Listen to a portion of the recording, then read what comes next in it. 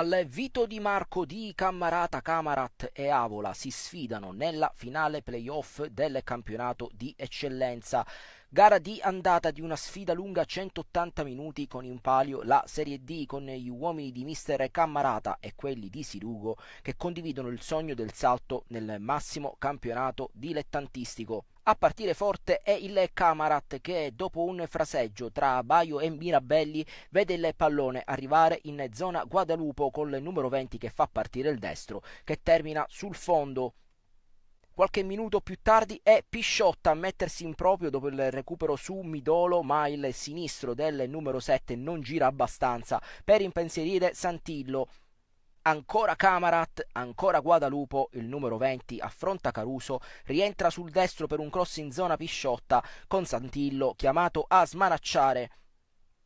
E sempre Pisciotta rende complicata la giornata della difesa dell'Avola col recupero sulla disattenzione di Midolo. Contatto dubbio, Camarat che protesta per il rigore, ma per il direttore di gara non c'è nulla.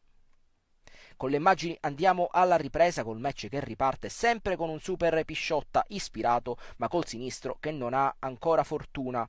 Al 49esimo attimi di paura per il direttore di gara che si scontra fortuitamente con Ramella. Ad avere la peggio è proprio il fischietto di Molfetta che resta a terra e col match che si ferma per oltre 5 minuti per permettere i soccorsi a Ragno.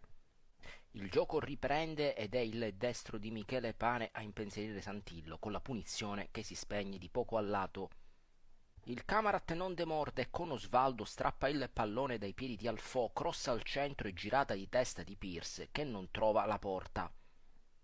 Al 67esimo ci riprova Pane su punizione, ma anche questa volta il destro non ha fortuna, ma è sugli sviluppi della rimessa in gioco che il Camarat va vicino all'1-0 con Pierce che approfitta della disattenzione di Santillo, ma è Diop a salvare sulla linea dopo il tentativo dell'attaccante di smarcare il portiere. Poi è Cracchiolo a mettere al centro per Pierce, ma il bomber dei Muntanari in scivolata non riesce a dare la forza giusta. Sembra il preludio del vantaggio con Guadalupo che ci prova col destro senza precisione, poi dall'altro lato è Marchica a chiudere sul destro di Montagno con la corrente ricca che al volo trova Dolenti attento sulla parata. Nel recupero il colpo di testa di Guadalupo diventa assist per Ledesma che controlla e crossa al centro dove Pierce incorna di testa ma il pallone si stampa sulla traversa. Ed è a tempo praticamente finito che sugli sviluppi di un corner Ramella prolunga, la palla finisce in zona Figini che di sinistro al volo batte Dolenti e gol vittoria per l'Avola col Camarat chiamato a compiere una nuova rimonta per conquistare la Serie D.